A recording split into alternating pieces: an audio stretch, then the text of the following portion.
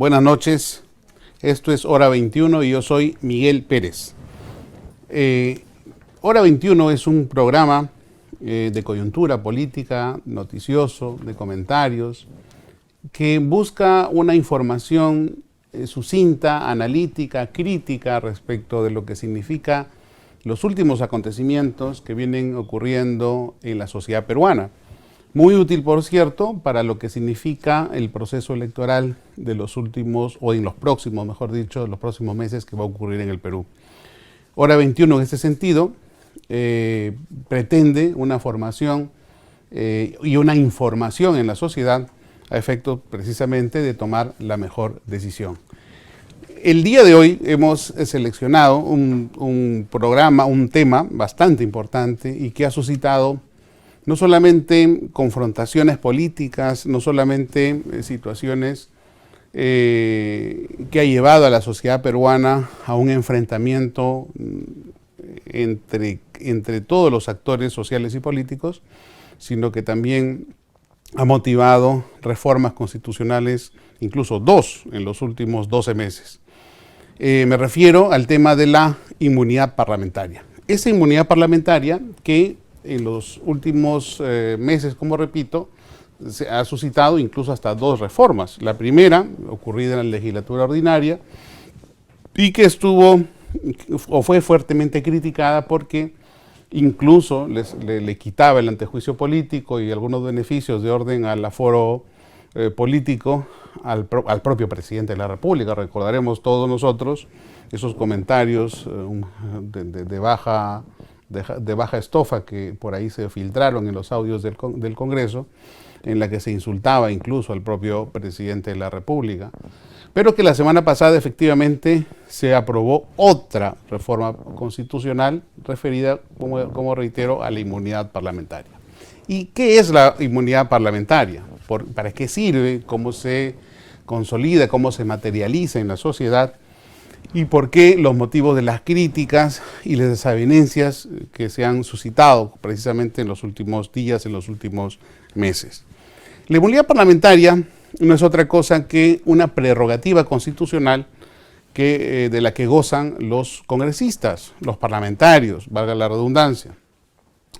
Este privilegio, esta prerrogativa constitucional hace que o no permite, mejor dicho, que los congresistas sean procesados penalmente bajo ningún término y que además deba hacerse, si acaso, con el permiso del propio Congreso, y que en los últimos 5 o 6 años, o incluso un poco más, de 40 solicitudes que hizo el Poder Judicial para que los congresistas puedan ser procesados penalmente, solamente 6 fueron aprobados. Ustedes se imaginan, de 40 a 6.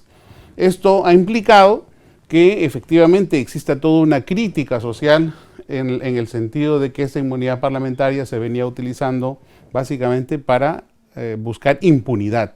Y es un poco lo que ha significado, lo que ha hecho que las personas la rechacen y busquen su eliminación en el contexto de la legislación. Otro extremo de la inmunidad parlamentaria es la inmunidad de proceso. Entonces, la inmunidad de arresto, la inmunidad de ser privados de su libertad. Y también la propia Constitución dice que sí pueden ser privados de la libertad en flagrancia delictiva.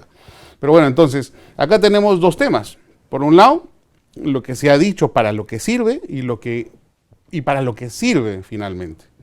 Lo que se ha dicho para lo que sirve desde un punto de vista de la crítica social es para la impunidad. Y lo que decimos es, desde el punto de vista de la Constitución y de la ley, que la inmunidad parlamentaria sirve y sobre todo es útil para ejercer una labor de fiscalización, que es una de las funciones más importantes del Congreso de la República. Una de ellas es de fiscalización, la otra es la de la legislación. Entonces, esta representación nacional, el Congreso de la República, legisla y a su vez fiscaliza. Y obviamente cuando fiscaliza, choca con grandes intereses, choca con personas muy poderosas y que en definitiva lo que van a buscar es manchar el pecho de las personas que lo investigan, buscar crearles procesos penales donde no los tienen, o si acaso incluso también traer a colación procesos que anteriormente incluso ya habían sido cerrados. Por eso, dentro del ámbito del levantamiento de la inmunidad parlamentaria, como se ha venido dando en los últimos años, lo que se pretende o lo que en todo caso se busca es que no haya motivaciones políticas y que solamente haya motivaciones jurídicas para que ese levantamiento de la inmunidad se suscite y se materialice dentro del contexto del ámbito parlamentario. Bien, entonces eso es para lo que sirve. Ya hemos dicho qué cosa es lo que es. ¿Cómo se materializa? Obviamente se materializa, como hemos dicho antes, en dos niveles. Se materializa en el arresto, es decir, en la imposibilidad de arrestar, de privar de su libertad a un parlamentario, y se materializa en la imposibilidad de procesar. ¿Qué cosa es lo que ha dicho la reforma constitucional, la última que se ha aprobado y que de alguna manera cuenta con algún respaldo por parte de la sociedad? Lo que dice es, para empezar, que esa inmunidad parlamentaria se restringe. No se elimina por completo, pero sí se restringe, y yo creo se restringe de manera bastante razonable. El penúltimo párrafo del artículo 93 modificado de la Constitución, y que además está en la reforma que se ha aprobado, como reitero, casi a los finales de la legislatura ordinaria que acaba de terminar, dice claramente que el procesamiento de la Comisión de Delitos Comunes imputados a congresistas de la República durante el ejercicio de su mandato es de competencia de la Corte Suprema de la República. Esto es, a diferencia de antes, que no se podía procesar sin permiso del Congreso de la República, y como he dicho, de los 40 casos que se habían solicitado, solamente se habían aprobado 6, descartándose cerca de 34, 35 solicitudes de levantamiento de la inmunidad parlamentaria. Ahora sí se podrá hacer, pero obviamente fijando la competencia de estos procesamientos en la Corte Suprema de la República. Y esto nos referimos a los delitos de función. Dice también claramente, a los delitos comunes. Y dice también claramente en el último párrafo que dice, en caso de la comisión de delitos antes de asumir el mandato, es de competencia del juez penal ordinario. Obviamente esto para nada ha significado la derogación del antejuicio político. El antejuicio político es también otro beneficio parlamentario que tienen los congresistas para que su caso tenga que ser analizado, como lo que por ejemplo pasó con el ex congresista Kenji Fujimori, Guillermo Bocángelo, Bienvenido Ramírez, en la que teniendo una causa penal se llevó ante juicio político, se trató de inhabilitarlo y finalmente lo único que se consiguió fue una acusación constitucional por delitos diversos, más no la inhabilitación o la sanción política que conforme el artículo 99 de la Constitución es el de la suspensión, el de la inhabilitación o incluso la destitución. Entonces, en pocas palabras, la inmunidad parlamentaria, conforme se ha legislado en la última reforma constitucional, es una restricción bastante razonable, no se ha eliminado al 100%, creo a mi criterio, pero sí es una restricción bastante razonable para precisamente buscar la impunidad, que es la que ha venido golpeando y deslegitimando esta institución tan necesaria en lo que significan las funciones parlamentarias. Un dato adicional, dice en el segundo párrafo de la reforma, que los magistrados del Tribunal Constitucional y el Defensor del Pueblo gozan de las mismas prerrogativas que los congresistas. Prerrogativas que no solamente están dadas en la Constitución desde un punto de vista legal constitucional, sino también están desarrolladas en el reglamento del Congreso. Por tanto, hay equiparación, para bien o para mal, y eso hay que tenerlo en cuenta, porque hasta ahora la única posibilidad que tenían los miembros del Tribunal Constitucional y los defensores o el defensor del pueblo para ser llevados a proceso penal en el ámbito de su función estaban dados por el artículo 99 y 100 de la Constitución. Ahora, obviamente, esta equiparación en lo que significa esta reforma constitucional, creo yo, los hace un poco más llanos dentro de esta perspectiva de la reforma. Finalmente, quiero destacar en este sentido que esta reforma constitucional que se ha dado en los últimos días es una reforma consensuada, es una reforma que ha tenido un conjunto de proyectos de ley que se han venido presentando. Se han juntado cerca de 8 o 9 proyectos de ley en lo que ha significado un dictamen de la Comisión de Constitución y Reglamento para que esta reforma llegue a buen puerto. Bien, este ha sido el tema de hoy, la inmunidad parlamentaria. Ciertamente es un tema que puede llevar a mucho más, no solamente a 10 minutos, sino a 30 minutos, 40 minutos, 1 hora, 2 horas, y escribir si acaso un libro, 2 libros o mucho más, pero que en breve término y a efectos informativos le he querido transmitir a todos ustedes. Hacemos entonces una breve pausa y regresamos con más en Hora 21.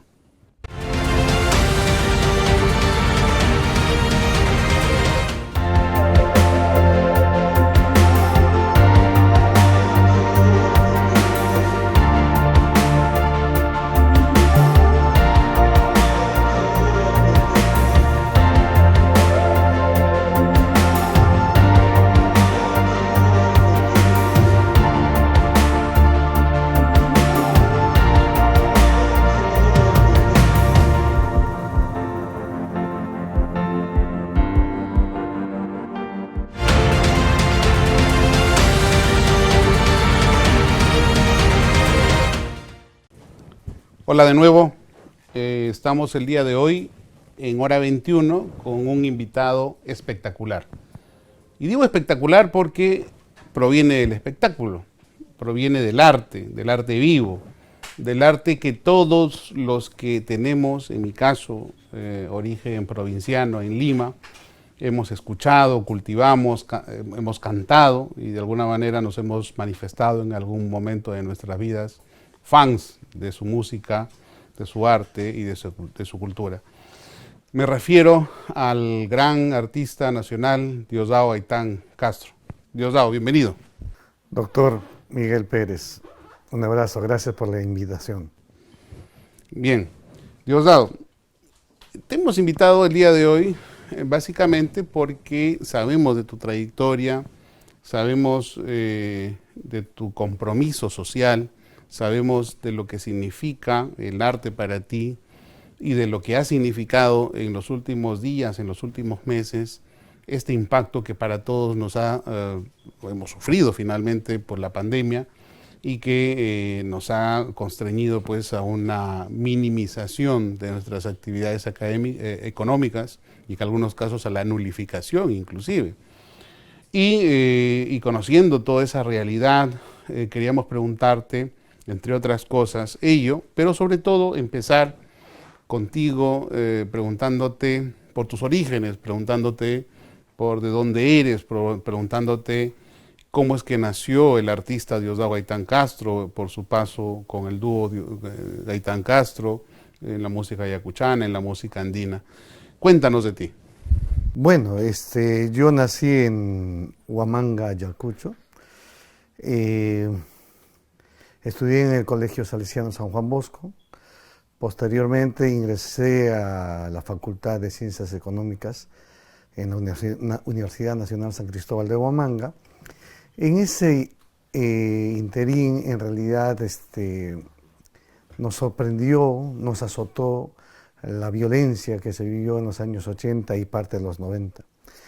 Y ya para nosotros se hacía insostenible, ya que nuestra madre nos educó con un negocio que tenía fuera de la ciudad, más o menos a 60 kilómetros de la ciudad. Entonces, la situación se tornaba muy difícil porque estábamos en medio de tantos frentes y el negocio ya se hacía insostenible. Un día llegaba de un bando, de otro bando, etc., ¿no? Entonces decidimos emigrar. Nos fuimos hacia la Quebrada de Pisco, abrimos un negocio ahí y nos fue muy mal porque en realidad los horarios para el transporte eran distintos a los que teníamos donde inicialmente teníamos el negocio. Entonces nos sentimos quebrados, regresamos al mismo lugar. Esto más o menos fue en el año 84. Y yo en realidad me quedé a estudiar en ese pueblito, en un pueblo que se llama Pámpano. Es más o menos en el cruce por la vía Libertadores, entre la vía Libertadores que va por Guaytará y la otra que se va hacia Huancavelica. Entonces ahí estudié tercer año de media. Las cosas se hacían muy complicadas. Bueno, pasaron los años, la lucha era muy difícil. Ingresamos a la universidad y para no poder distraernos en otras cosas y más bien quedarnos en casa, nuestra madre nos obsequió una guitarra, ¿no? Pero la guitarra nos atrapó. Entonces, a medida de que íbamos avanzando en la universidad, también nos iba conquistando la guitarra. Como también la situación económica iba flaqueando, entonces a veces decidíamos hacer presentaciones artísticas para tener algunos ingresos económicos. Resulta que ya la cosa se hacía insostenible, así que en el año 90 decidimos emigrar a Lima, dejamos la universidad y pretendíamos hacer un poco de música hasta que esto de alguna manera cambie y volver a retomar los estudios universitarios. Pero no fue así, nos ganó la carrera artística. Desde entonces hasta hoy no hemos parado, han pasado 34 años. Yo creo que lo mejor que hemos hecho nosotros como dúo Hermanos Gaitán Castro es poner la música andina en una vitrina distinta, porque le dimos un tratamiento diferente al canto andino peruano. Lo organizamos, la gente empezó a valorar más canciones como Amor, Amor, Maíz, Cómo has hecho, El olvido, Corazón mío, La profesorita, en fin, fueron ingresando en diferentes estratos del país, y no solamente en los estratos, sino también en las regiones del país. Era muy complicado en un inicio porque no se podía hacer música, incluso en la misma sierra, en nuestra serranía, porque los ayacuchanos tenemos una forma de hacer nuestra música, los huancaínos otra forma, los puneños otra forma, entonces no había un cordón umbilical que nos pueda unir. Sin embargo, con nosotros nació una canción que se llama Mi Propuesta, pero luego la gente bautizó a esta canción como Amor, Amor. Entonces esta canción rompió muchos paradigmas, ¿no? Entonces se convirtió incluso en un ente integrador en la patria.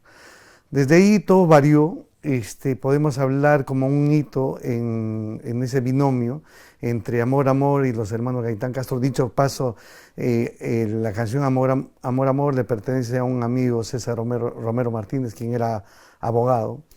Esta canción se fue metiendo en diferentes ciudades, pueblos, zonas, y no solamente del país, sino fuera del país, ¿no? Nos hizo girar por toda la patria, nos dio alas para trascender más allá de nuestras fronteras.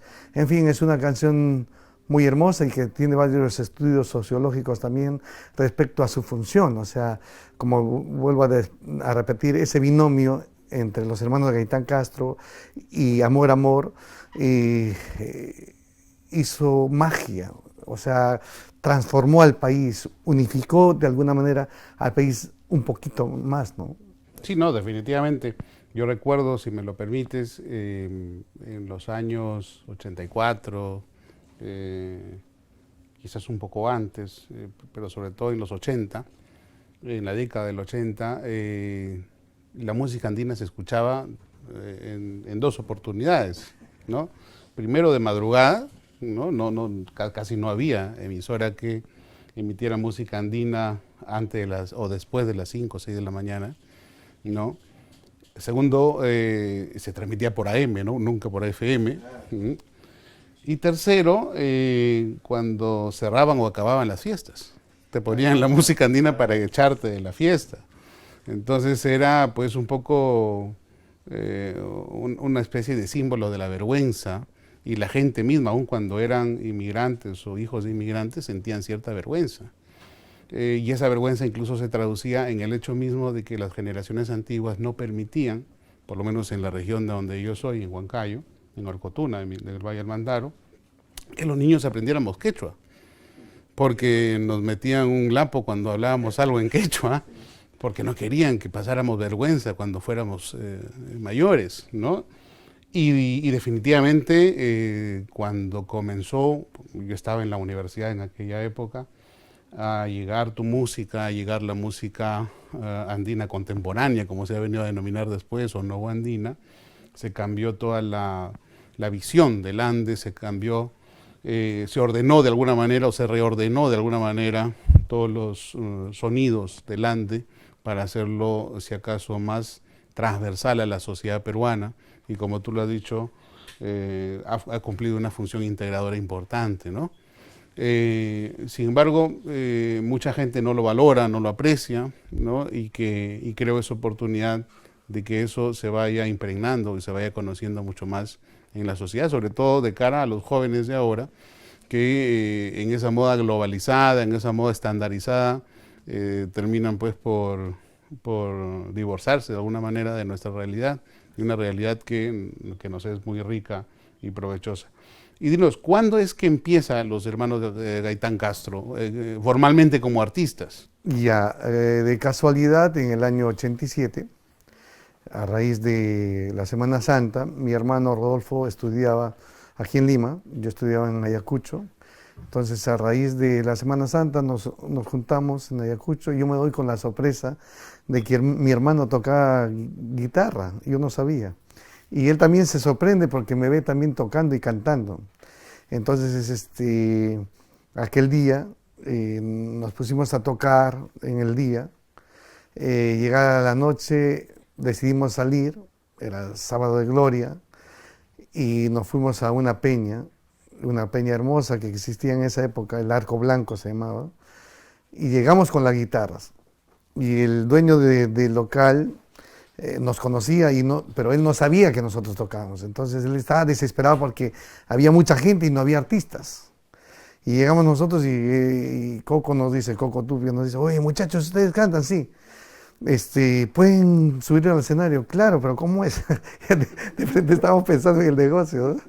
Y subimos al escenario y nosotros solamente sabíamos cantar 2 canciones que habíamos practicado en el día. Y subimos al escenario y en ese lugar que estaba lleno de gente, pero de gente que nosotros conocíamos y ellos nos conocían. Entonces, cuando subimos al escenario, cantamos la primera canción, supimos del aplauso, de la fuerza y de la magia que tiene el aplauso. Mucha gente dice que el alimento del artista es el aplauso, entonces fue la magia que nos hizo de alguna manera volcar nuestro trabajo, nuestros sueños, nuestro todo hacia el arte, ¿no? Entonces esa noche fue mágica. Para la semana siguiente, a raíz de esa presentación, nos convocaron a un festival que se realizó en el Coliseo Cerrado, en un lleno total. Nos hicieron aperturar el show, nosotros felices porque nos estaban dando la cabida. Entonces decidimos ya un poco formalizar, ¿no? Es cómo nos íbamos a vestir en el escenario. Entonces nos ponemos un ponchito, una hojotita, nos ponemos un chullito, ¿qué hacemos? Y decidimos no ponernos nada, sino vestirnos tal cual como estábamos, pero que sí en nuestro espíritu llevemos y transmitamos también la energía, el sentimiento que emana esa música, ¿no? Y así fue. Y normalmente las guitarras las usaban como usaban la gente del trío Los Panchos, ¿no? O sea, un poco para arriba, ¿no?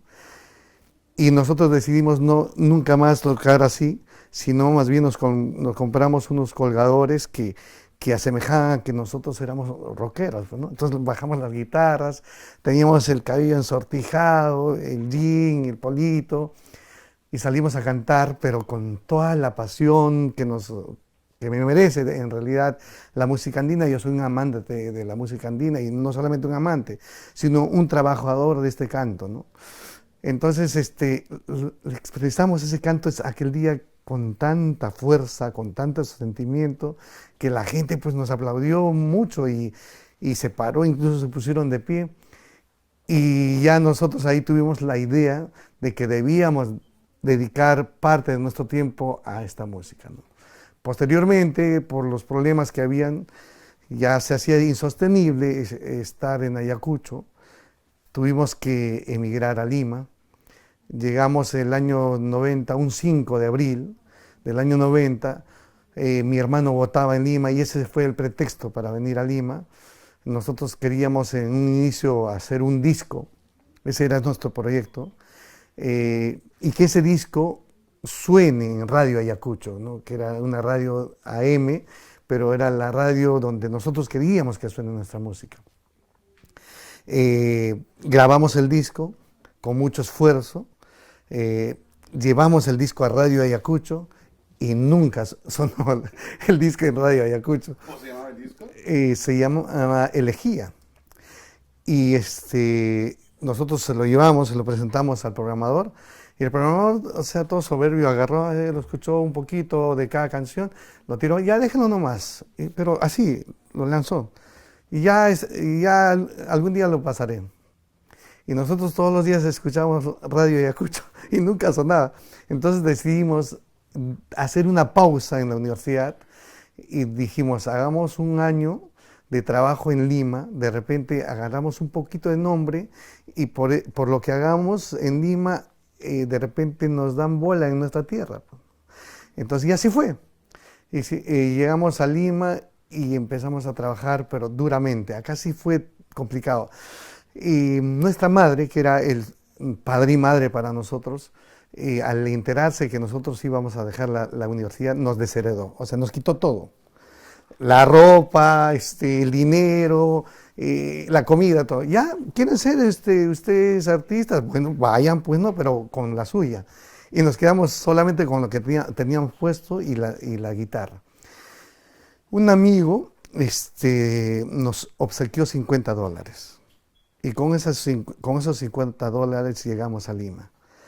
Y con esos $50 construimos todo lo que construimos, ¿no? Luchamos duramente. Aquí en Lima no había un lugar decente como para hacer esta música.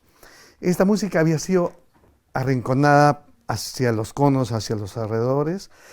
Y en el centro de Lima había unos lugares que se hacían folclore, pero eran más que, digamos, unas peñas, eran unas cantinas así donde nadie te prestaba atención.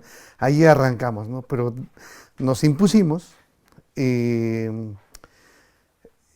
Luego de un buen tiempo, en realidad yo ya no me acostumbraba a Lima, porque Lima justo en ese momento estaba en un invierno muy difícil. Y yo venía de Ayacucho, que es un clima seco, caluroso, y me había afectado tanto en la garganta, las amigas la tenía inflamadas, el dinero que nos pagaban no nos alcanzaba para nada, yo ya quería tirar la toalla y mi hermano me seguía exigiendo que le pongamos punche a la situación. Pero ya en el momento en que yo ya me había hartado y que estábamos esperando nuestro turno en una peña en la Avenida Perú, yo me quedaba dormido, cansado, y mi hermano, no duermas, y yo, pero tengo sueño. Y en ese momento ya como que ya no soportaba nada, ya nos íbamos a trompear. Entra una señora, una amiga, una gran cantante, que la recordamos siempre con cariño, Cuculi del Perú, y ella nos dice, muchachos, sé lo que están pasando. Hacen muchos esfuerzos, tocan en peñas, nunca ganan, están agotados, les va a pasar lo que me pasó a mí. Estos lugares me absorbió tanto que no tuve tiempo para hacer un trabajo cultural. Lo que tienen que hacer en este preciso momento es agarrar sus guitarras, vayan a su casa, descansen y mañana busquen alternativas de trabajo en otros lugares diferentes, como por ejemplo los centros culturales, las universidades. Hagan eso. Acá, ¿qué? ¿Cómo se van a desarrollar si son los mismos borrachos de siempre que los escuchan? Y claro, nuestras canciones eran muy difíciles, incluso en letras, en poesía, ¿no? Maíz, por ejemplo, es un poema hecho canción, tanto vallejiano, ¿no? Con mucha metáfora. Entonces, y cantar los borrachos, ay, ¿qué es eso, Maíz? Cántame otra cosa, ¿no?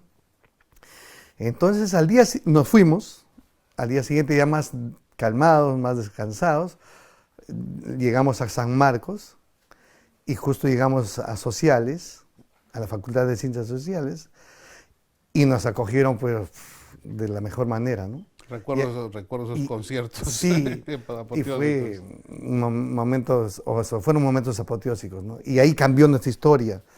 Le debo mucho, o le debemos mucho a de ese cambio de historia vamos a hablar en el siguiente bloque y vamos a hacer una breve pausa, si me lo permites. Regresamos.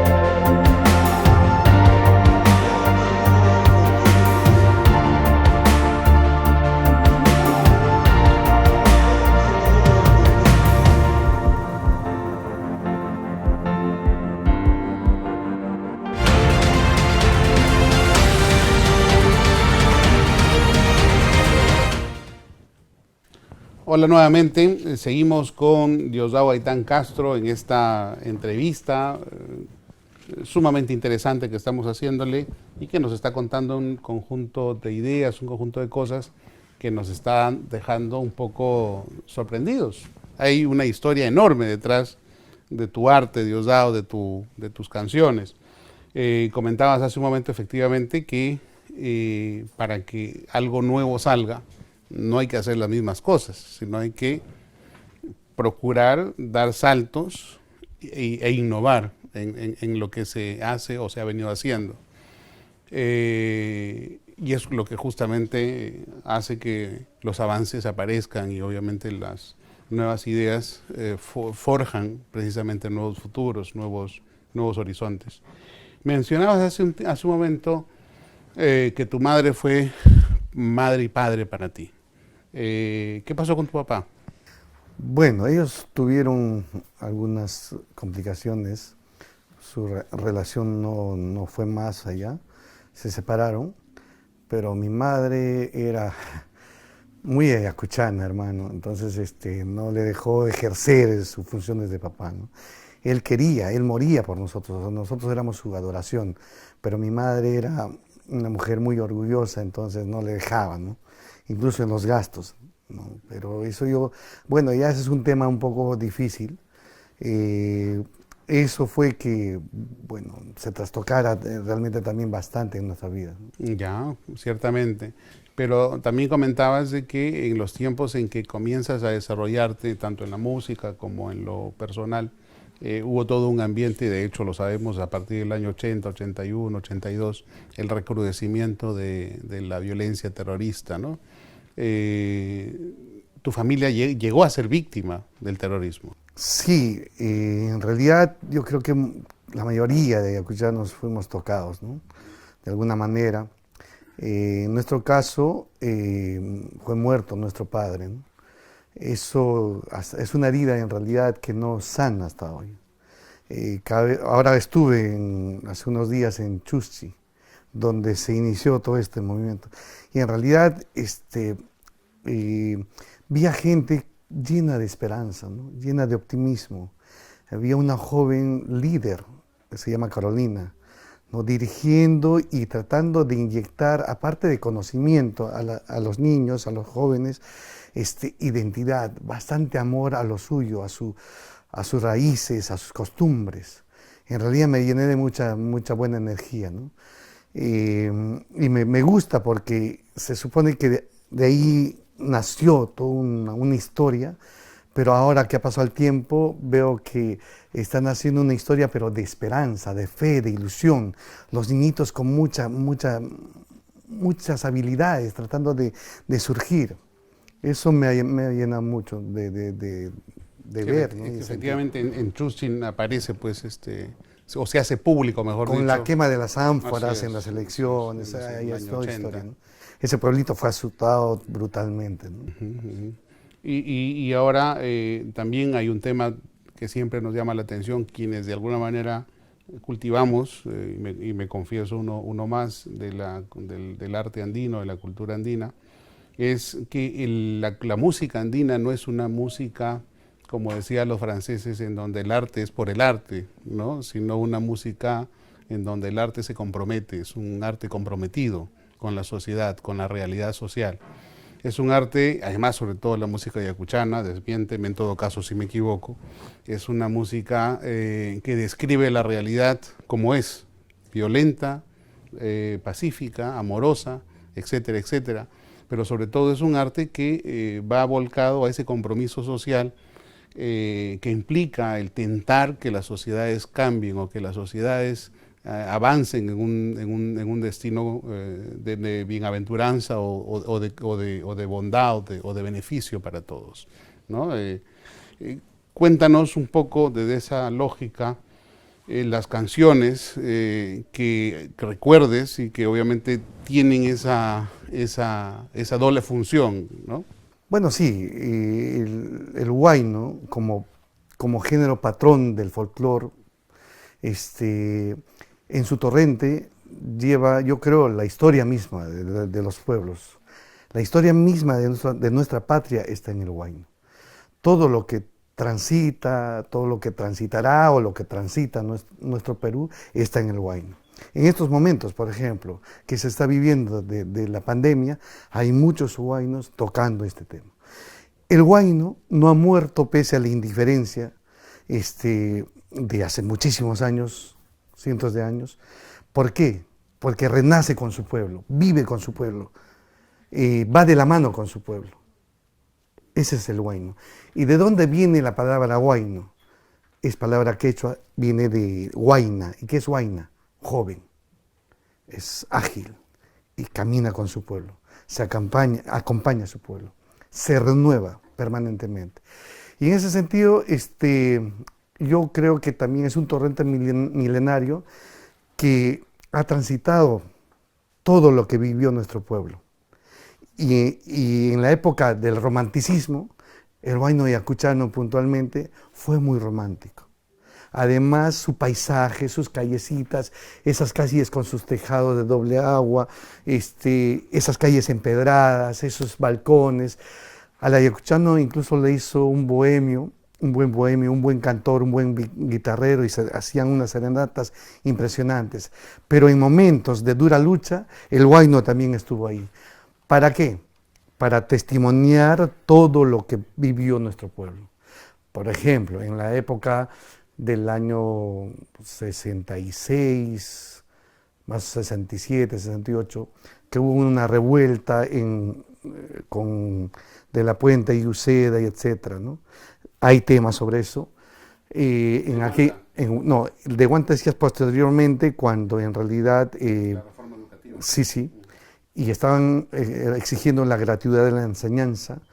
Ese grupo de élite que había sido creado para combatir lo que había sido en Andahuaylas, etc., fue enviado, y como habían sido entrenados para matar, ¿sí?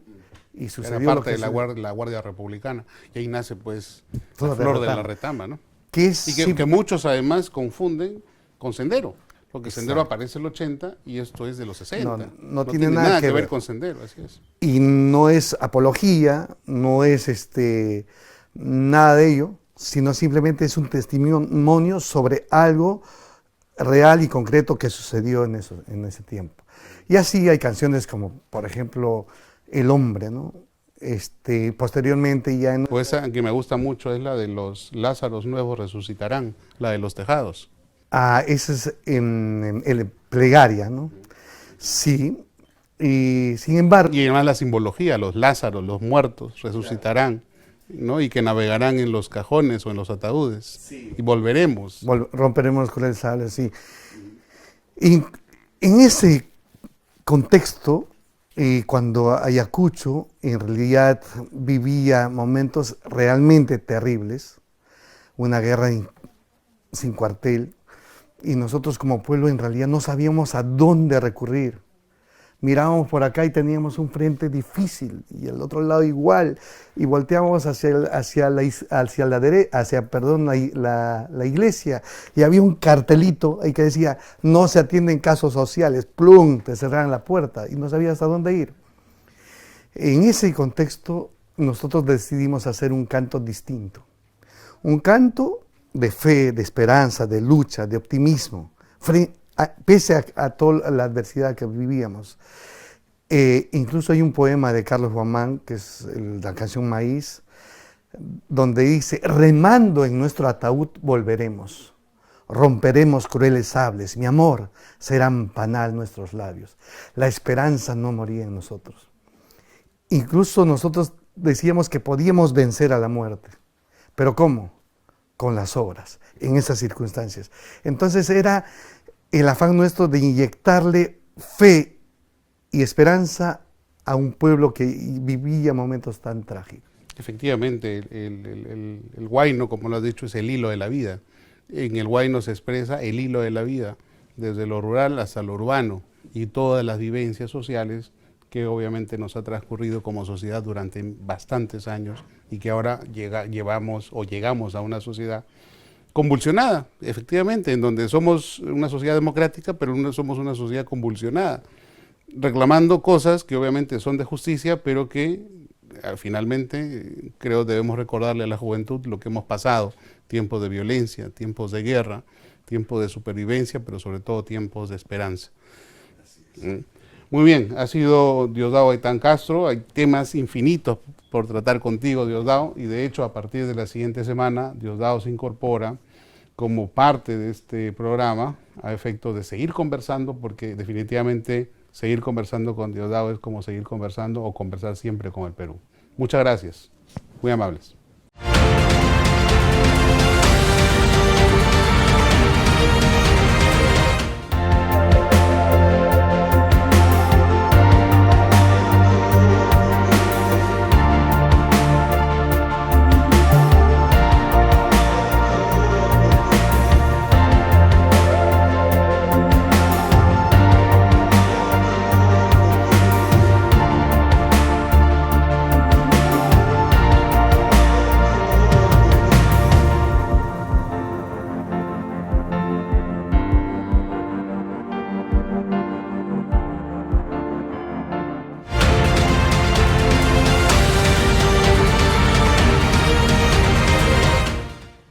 Hola amigos, otra vez. Ha sido todo por hoy.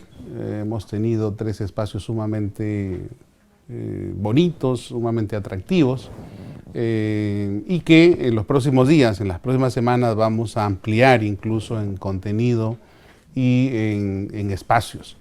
El perfil del programa, como reitero, es un perfil de coyuntura, de análisis de coyuntura. Y obviamente también ya Diosdado aceptó finalmente la invitación. No me costó mucho, porque ciertamente es una gran persona y es un gran amigo, y que va a unirse la próxima semana para hacer el espacio que significa arte y política, o juntar esto, arte y política, algo que parece a veces un poco imposible, pero que lo vamos a hacer posible a partir de este programa.